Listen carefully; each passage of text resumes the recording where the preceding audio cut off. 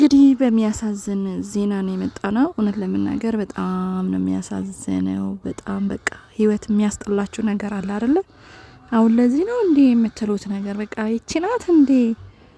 ለዚች ነው በቃ የምንንጨረጨረው፣ ፍቅር አተን፣ ሰላም አተን፣ ለዛሬ አመት ለዛሬ 2 አመት የምናስበው የሌለን ነገር እየቆጠርን ፈጣሪ የምናማረረው። እውነት እኔ በጣም ነው ያዘንኩት። እንግዲህ ነጻነት ወርቅነህ እንደዚህ አርፏል ሲባል እውነት ለመናገር አላመንኩም፣ ላምንም አልፈለኩም። ምክንያቱም ሰሞኑን አይተነዋል ማለት ነው። በእርግጥ ሰውነቱ ላይ አንዳንድ ነገሮች ለውጥ ነበረው ማለት ይሄ ህመም እንዳለው ያስታውቅ ነበረ። ግን እኔ አሁን ዜናው የሰማሁትኝ እንትን ጉርሻ ፔጅ ላይ ነው ማለት ነውና ታውቃላችሁ ያው ጉርሻ ፔጅ ላይ ውሸት ነገሮችን አያቀርብም ማለት ነው። እንደዚህ ያላጣራ ወሬ እንትን አይልም እና በቃ ጉርሻም ላምነው አልፈለኩም። ለምን ነጻነት ወርቅነህ ከዚህ በፊት 2 ጊዜ ነው 3 ጊዜ እንደዚህ የውሸት ሞተዋል ብለው አንዳንዶቹ እንትን ለመሰብሰብ ህይወቱ እያለ ሞተዋል ብለው አማርተውበት ነበረ ማለት ነውና ማመን አልፈለኩም። ያው ጉርሻ ደግሞ ታውቃላችሁ ብዙ ጊዜ ውሸት ነገሮች ፔጁ ላይ አይለጥፍም ማለት ነውና በጣም ነው ያዘንኩት፣ በጣም ነው የደነገጥኩት። በቃ በጣም ማመን አልፈለኩም እውነት ለመናገር በቃ ይሄ ነው ህይወት። እውነት እንግዲህ ወርቅነህ በብዙ ነገር በጣም የምንወደው ከህፃናት እስከ አዋቂ በጣም የምንወደው አርቲስት ነው። በጣም በቃ እሱ ያለበት ቦታ ጥርሳችሁ መከደን አይችልም። በቃ ቢደብራችሁ ቢከፋችሁ ራሱ ወርቅነህ ያለ ማን ነው ነጻነት ያለበት ቦታ በቃ አይከፋችሁ፣ በቃ ትስቃላችሁ። ሳትፈልጉ ራሱ ቢደብራችሁ የፈለጋችሁ አዛኝተኛ ብትሆኑ ራሱ በቃ ነጻነት እያለ መደበር አይቻልም ማለት ነውና በጣም ነው ያዘንኩት። በቃ ህይወት እንደዚህ ናት።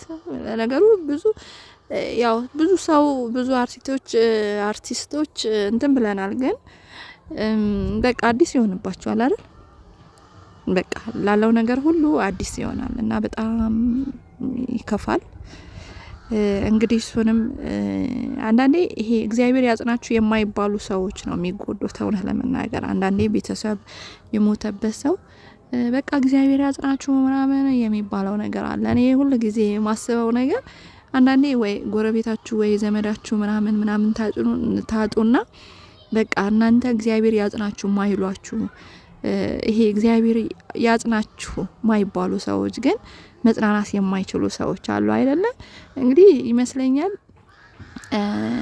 ነጻነት ለኢትዮጵያ ሕዝብ ሁሉ ልጅ ነው፣ አባት ነው፣ ወንድም ነው፣ ብዙ ነገር ነው። ብዙ ኢትዮጵያ እንትን ያለ ሰው ነውና እንግዲህ ለወዳጅ ዘመዶቹ እንዲሁም ለሚያውቁት በቃ ኢትዮጵያ በሙሉ እንግዲህ እግዚአብሔር እንዲያጽናና መመኘት ነው። ግን በጣም ያስጠላል ህይወት፣ በጣም ትደብራለች። እውነት በጣም ለሁሉ ጊዜ አዲስ ትሆንባችኋለች፣ ግን በጣም ያስጠላል። አሁን ለዚህ ነው እንደምትሉበት ተስፋ የምትቆርጡት ነገር አለ አይደለ? በቃ ተስፋ ያስቆርጣችኋል።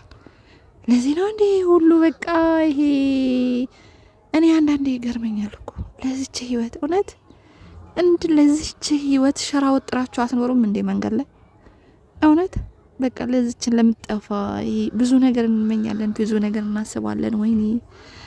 ወይኔ ግን አላቅም፣ ፈጣሪ ይቅር ይበለን። እውነት በቃ የነገ ማደራችን ዋስትና ሳይኖረን ብዙ ነገር እናስባለን።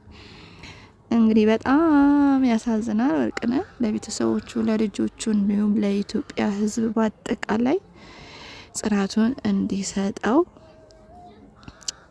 እውነቴ ነው የምላችሁ። እኔ ባለሁበት ያላዘነ ማንም የለም።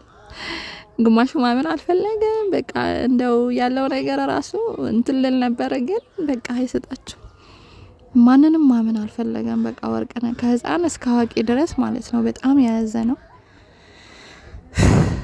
ለማንኛውም እንግዲህ ነፍሱን በአጸደ ገነት ያኖርልን። ሌላ ምንም የሚባለው ነገር የለም። ፈጣሪ ሁሉም ያጽናው። ምንም የሚባለው ነገር የለም። ሰላማችሁ ይብዛ።